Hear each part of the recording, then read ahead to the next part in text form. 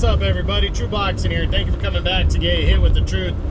So today we are doing the Canelo versus Munguia pay-per-view card recap as they collided on Saturday, May 4th on Amazon Prime and DAZN pay-per-view.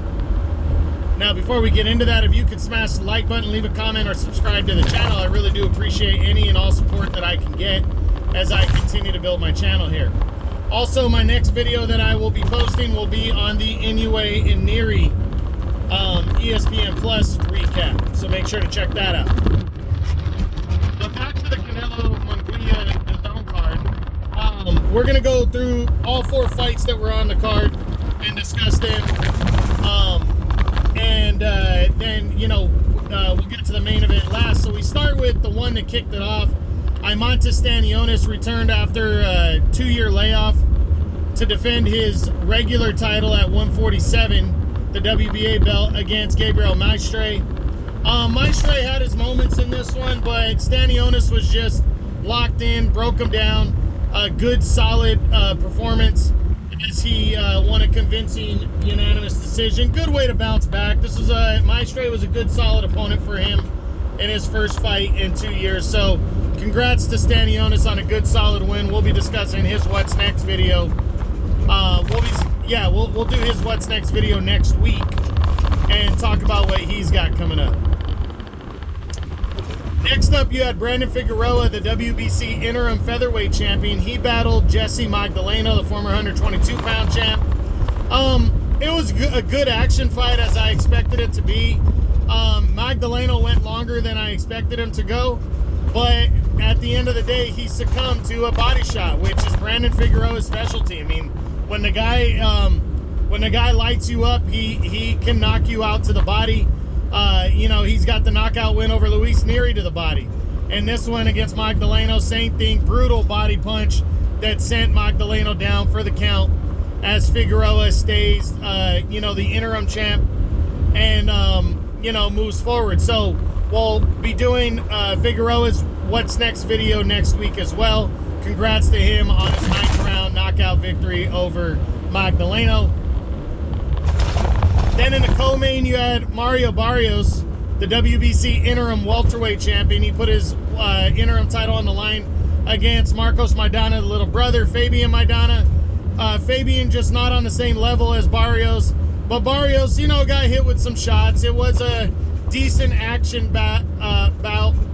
But Barrios controlled the tempo, controlled the action, outworked Maidana. Got a kind of an unspectacular 12-round decision win. I think a lot of people were expecting a knockout, wanted to see a knockout, or at least a better performance out of Barrios. But he retains his interim title and pushes forward.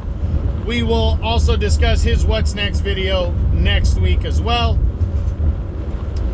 And then finally, the main event. You had Canelo Alvarez defending the undisputed super middleweight championship of the world at 168 against Jaime Munguia, the undefeated former junior middleweight champion. And the bout went about how I expected it to go. I did feel Munguia would be competitive. I just felt like he wasn't on Canelo's level. But Munguia showed a ton of heart, especially after Canelo put him down hard in the 3rd round. I thought Canelo was going to knock him out after that. Or break him down and stop him. And the knockout just never happened, Canelo, you could tell, was wearing Munguia down, was landing good shots. But Munguia would find that, at the beginning of every round, like the first minute, he would have a moment in almost every round where he would let off a big combination, multiple punches, and he landed some good shots on Canelo. He did.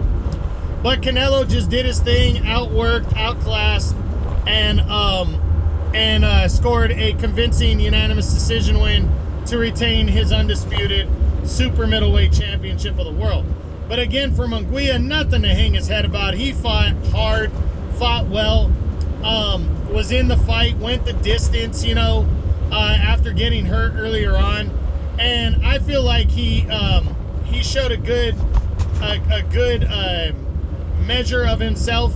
I think he passed a lot of tests for, you know, the future for Munguia. And to go in against Canelo when he's never really fought anybody even close to Canelo's level in terms of talent, in terms of star power, you know, this was a monumental step up. Even though Munguia's been in there with decent competition, you know, Derry Vinchenko, John Ryder, you know, so-so competition between 154 and 160. He definitely stepped it up to the top level with Canelo. And again, Canelo just showed that he's still a top tier contender, you know. And I know a lot of people are gonna, you know, still criticize him about the Benavidez situation, which I agree. You know, I feel like he should be fighting David next, no doubt. But I'm kind of starting to see where Canelo's coming from now in terms of he can fight whoever he wants when he wants, and he wants to make the money he wants to make to fight certain fighters. And if Canelo wants 150 to 200 million to fight Benavidez, well, someone's gonna have to come up with that kind of money for him to fight Benavidez, because Canelo has put himself in a position, and in all honesty, us fans have done this. They put Canelo on a pedestal. They've made him the face of boxing and the top moneymaker. So he's in a position to where if he does not fight the top tier guys, you know, like in terms of top contenders, he's earned that right. But here's where I'm against that thought process. If that's the case, then give up the belts so these other fighters that are serious about fighting the best at all moments, they can fight each other to become the world champs and make their money, make their piece of the pie.